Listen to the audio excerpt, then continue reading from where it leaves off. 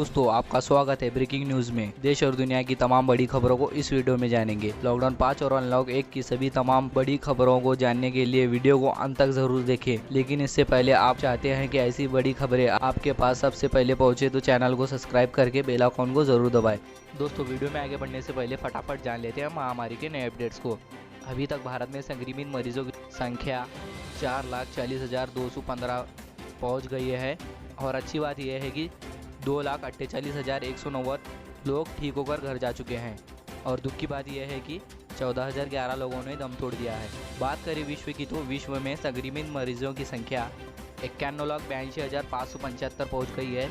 अच्छी बात यह है कि 47,11,065 लोग ठीक होकर घर जा चुके हैं और दुख की बात यह है कि 4,73,484 लोगों ने दम तोड़ दिया है। दोस्तों बढ़ते हैं आज की पहली और बड़ी खबर की तरफ। आज की पहली और बड़ी खबर जो निकल कर आ रही है कि पुरी में ऐतिहासिक रथ यात्रा शुरू, 500 लोगों को ही रथ खींचने की अनुमति दी। हाँ दोस्तों आपको बता दें कि हर साल की तरह इस साल भी भगवान जगन्नाथ की ऐतिहासिक रथ यात्रा निकाली जा रही है, लेकिन कड़ी शर्तों के साथ। दोस्तों आपको बता दें कि सुप्रीम कोर्ट ने कल कुछ प्रतिबंधों के साथ महामारी के बीच वार्षिक रथ यात्रा की आयोजित करने की अनुमति दी है। सुप्रीम कोर्ट के आदेश के मुताबिक 500 लोगों से अधिक लोगों की रथ यात्रा खींचने की अनुमति नहीं दी जाएगी। रथ यात्रा के दौरान पूरी शहर में सोमवार की रात 8 बजे से कर्फ्यू लगा रहेगा। इस दौरान लोग अपने घरों में ही रहेंगे। आपको बता दें कि पीएम मोदी और अमित शाह ने भगवान जगन्नाथ की रथ वीडियो में आगे बढ़ने से पहले वीडियो को लाइक और शेयर जरूर कर दें और अभी तक आपने हमारे चैनल को सब्सक्राइब नहीं किया तो सब्सक्राइब करें, बेल के आइकॉन को जरूर दबाएं और नोटिफिकेशन को जरूर ऑन करें। इसके साथ बढ़ते हैं अगली और बड़ी खबर की तरफ। अगली और बड़ी खबर जो निकल कर आ रही है कि डोनाल्ड ट्रंप ने सस्पेंड किया H1 वीज़ा, भारतीय आईटी प्रोफेशनल को बड़ा झटका। तो दोस्तों आपको बता दें कि अमेरिका के राष्ट्रपति डोनाल्ड ट्रंप ने H1 वीज़ा निलंबित करने की घोषणा की है। इससे भारत समेत दुनिया के आईटी प्रोफेशनल को बड़ा झटका लगा है। ये निलंबन साल के आखिर तक रहेगा। ट्रंप प्रशासन के अधिकारियों के मुताबिक ये फैसला अमेरिकी श्रमिकों के लिए किया गया है। जी हाँ दोस्तों आपको बता दें कि डोनाल्ड ट्रंप ने सोमवार को कहा था कि ये कदम उन अमेरिकियों की मदद के लिए है जिन्होंने मौजूदा आर्थिक संकट के कारण अपने नौकरी को खो दिया है। नवंबर में होने वाले राष्ट्रपति चुनाव से पहले ये ऐलान करते हुए ट्रंप ने विभिन्न व्यापारी संगठनों, कानूनविदों और मानव अधिकार द्वारा आदेश के बढ़ते हुए विरोध की अनदेखी की है। जी हाँ दोस्तों आपको बता दें कि ये निलंबन 24 जून से लागू होगा। इससे बड़ी संख्या में भारतीय आईटी पेशेवरों को प्रभावित होने की संभावना है। अब उन्हें स्टैंपिंग से कम साल तक के इंतजार करना होगा। ये बड़ी संख्या में भारतीय आईटी पेशेवरों को भी प्रभावित करेगा जो अपने H1 वीज़ा को रिन्यू करवाना चाहते थे। जी हाँ दोस्तों बढ़ते हैं आज की अगली और बड़ी खबर की तरफ। अगली और बड़ी खबर जो निकल कर आ रही है कि चीन से विवाद के बीच सेना प्रमुख नरवणे का लेह दौरा, तैयारियों की करेंगे समीक्षा। जी हाँ दोस्तों आपको बता दें कि भारत और चीन के बीच सोमवार को कमांडर्स की बैठक 11 घंटे तक चली थी। इस बीच सेना अध्यक्ष जनरल MM नरवणे मंगलवार को दिल्ली में सैनिक कमांडरों के कमांडर्स के भाग लेने के बाद लेह के लिए रवाना होंगे। उत्तरी सेना के commanders lieutenant general YK Joshi के साथ जैपिन और परिचालन संबंधित तैयारियों की समीक्षा करेंगे।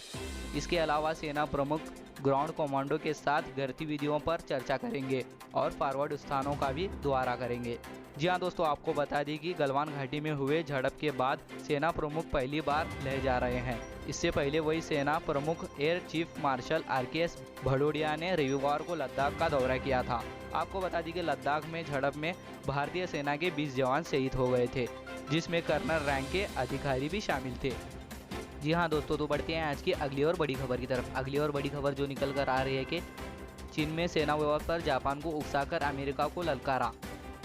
जबकि दोस्तों आपको बता दें कि चीन और जापान के बीच शुरू हुआ सीमा विवाद एशिया में एक नई राजनीतिक संकट को जन्म दे रहा है। दोनों देशों के बीच ये विवाद पूर्वी चीन सागर के सैनिकों को देव श्रृंखला पर पनप रहा है।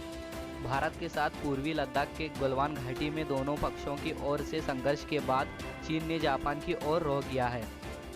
चीन अपने सीमा विवाद को ऐसे समय पर हवा दे रहा है जबकि पूरी दुनिया महामारी के खिलाफ मुकाबला कर रही है।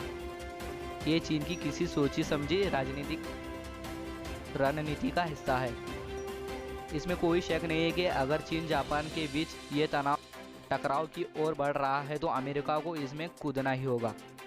अगर ऐसा हुआ तो ये एक बड़ा मुकाबला हो सकता है जी हाँ दोस्तों, आपको बता दी कि चीन ने जापान की इस द्वीप पर हलचल उत्पन्न कर न केवल जापान को उकसाया है बल्कि उसने एक तरह से अमेरिका को भी आमंत्रित किया है। दरअसल जापान और अमेरिका के बीच एक रक्षा संधि है।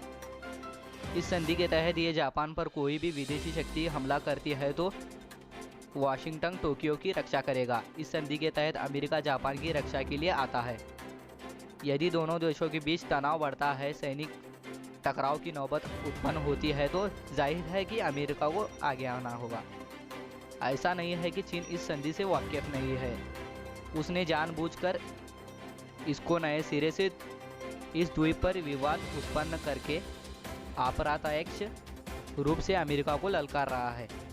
जी हाँ दोस्तों, तो बढ़ते हैं आज की अगली और बड़ी खबर की तरफ। अगली और बड़ी खबर जो निकल कर आ रही है कि नेपाल ने फिर से भारत को उकसाया, रोका ताड़बंद बांध का काम, बिहार पर मंडराया बाढ़ का खतरा।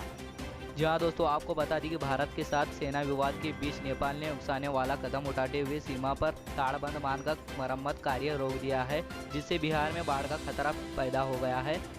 बिहार सरकार के जल संसाधन मंत्री रणजीत कुमार ने सोमवार को कहा कि वाल्मीकि नगर में गमनाडक बैराज के 36 गेट है, जिसमें नेपाल की तरफ 18 गेट है। आपको बताएं कि नेपाल ने वहां बैरियर लगा दिए हैं, जो पहले कभी नहीं हुआ। रविवार को बैराज से 1.5 लाख क्यूब सेंटीमीटर पानी छोड़ा गया था।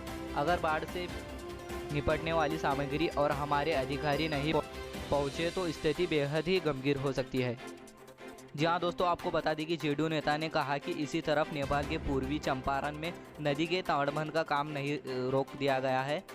ये इलाका नोमेंस लैंड है और यहाँ 20 साल से बांध है। बिहार सरकार नदी पर ताड़बंद बनाती है और हर साल मानसून से पहले वहाँ मरम्मत कार्य किया जाता है। इससे पहले नेपाल ने कभी आपत्ति नहीं उठाई गई थी। पिछले साल बिना परेशानी के मरम्मत कार्य किया था, लेकिन इस बार वे इस पर अड़ंगड़ा लगा रहे हैं। इसी तरह मधुबनी के जयनगर में कमला नदी पर भी मरम्मत का काम नहीं करने दिया जा रहा है। हमने इस संबंध में विदेशी मंत्रालय को पत्र लिखा है। तो दोस्तों, आपको बता दें कि बिहार की 700 किलोमीटर सीमा नेपाल से लगती है। अगर मानसून से पहले इस मुद्दे को सुलझाया नहीं गया तो बिहार में बाढ़ से बड़ी तबाही मच सकती है। तो दोस्तों, बढ़ते हैं आज की अगली और बड़ी खबर की तरफ। अगली और बड़ी खबर जो निकल कर आ रही है कि राहुल ने सरकार को फिर से पूछा, क्या भारतीय जमीन पर चीन ने कब्जा किया है। जी हाँ दोस्तों, आपको बता दी कि भारत और चीन के बीच सीमा में चल रही गतिविधियों को बीच कांग्रेस नेता राहुल गांधी लगातार सरकार को घेरने में लगे हुए हैं। हर रोज अपने ट्विटर का माध्यम से राहुल गांधी इस सरकार से सवाल पूछते हैं। वही मंगलवार को एक बार उन्होंने सरकार को सवाल पूछा है कि क्या भारतीय जमीन पर चीन में कब्जा किया है। दोस्तों, आपको बता दें कि कांग्रेस नेता ने ट्वीट करके केंद्रीय सरकार से सवाल पूछा है कि चीन के खिलाफ हम एकजुट होकर खड़े हैं। जी हाँ दोस्तों, आपको बता दें कि इससे पहले सोमवार को राहुल गांधी ने पीएम मोदी के बयान को लेकर सवाल उठाया था। राहुल ने कहा, आखिर इस टकराव के समय चीन हमारे पीएम मोदी की तारीफ क्यों कर रहा है। तो दोस्तों, बढ़ती है आज की अगली और बड़ी खबर की तरफ। अगली और बड़ी खबर जो निकल कर आ रही है कि यूपी उत्तराखंड में आज झमाझम बारिश के आसार, दिल्ली में भी सुहाना मौसम। जी हाँ दोस्तों, आपको बता दें कि यूपी उत्तराखंड समेत आसपास के इलाकों में बारिश के आसार हैं। मौसम विभाग ने सोमवार को लगाया कि अगले 24 घंटे में मानसून यूपी और उत्तराखंड में आगे बढ़ेगा। इससे राष्ट्रीय राजधानी में मौसम सुहाना रहेगा और दिल्ली वासियों को तपती गर्मी से राहत मिलेगी। जहाँ दोस्तों, आपको बता दें कि मौसम विभाग के यूपी निदेशक आनंद शर्मा ने सोमवार को कहा कि मानसून 24-25 जून तक समूचे यूपी, हरियाणा, पंजाब और राजस्थान में सक्रिय हो जाएगा। इस क्षेत्रों में तेज गरज के साथ झमाझम बारिश होगी और आंधियाँ चलेगी। 27 जून तक समूचे भारत में मानसून सक्रिय हो जाएगा। जी हाँ दोस्तों, आपको बता दी कि उन्होंने बताया बीते 2 दिनों से राजधानी दिल्ली में सुबह बारिश से मौसम खुश मिजाज हुआ है। मौसम विभाग के मुताबिक उत्तरी ओडिशा के आसपास चक्रवाती प्रसारण देखने को मिला है। ये अगले 3 दिनों में उत्तर पश्चिम की ओर बढ़ेगा। इसकी वजह से मानसून मध्य प्रदेश, यूपी, उत्तराखंड में तेज़ी से आगे बढ़ेगा। दोस्तों, तो बढ़ते हैं आज की अगली और बड़ी खबर की तरफ। अगली और बड़ी खबर जो निकल कर आ रही है कि सीबीएसई के विद्यार्थियों का डाटा हुआ लीक, पास कराने को लेकर ठग मांग रहे हैं हज़ारों रुपये। जी हाँ दोस्तों, आपको बता दी कि केंद्रीय शिक्षा बोर्ड यानी 10वीं और 12वीं परीक्षा में शामिल विद्यार्थियों का डाटा लीक होने का अंदेशा है। इस डाटा का उपयोग करके ठग मार रहे हैं। मध्य प्रदेश के नरसिंहपुर जिले के CBSE और संबद्धता प्राप्त स्कूल में पढ़ने वाले विद्यार्थियों के अभिभावकों को फ़ोन लगा के उनके बच्चों को फेल होने का दावा करते हुए उन्होंने पास कराने के लिए 20,000 रुपये मांग रहे हैं। ये मामला संज्ञान में लाने जाने पर CBSE और केंद्रीय विद्यालय संगठन के अधिकारियों ने अभिभावकों और विद्यार्थियों को अलर्ट जारी किया है। वहीं नरसिंहपुर के पुलिस अधीक्षक ने इस मामले की जांच करने की बात की है। आज के लिए बस इतना ही। वीडियो को लाइक और शेयर ज़रूर कर दें और अभी तक आपने हमारे चैनल को सब्सक्राइब नहीं किया तो सब्सक्राइब करें, बेल के आइकॉन को दबाएं और नोटिफिकेशन को ज़रूर ऑन करें।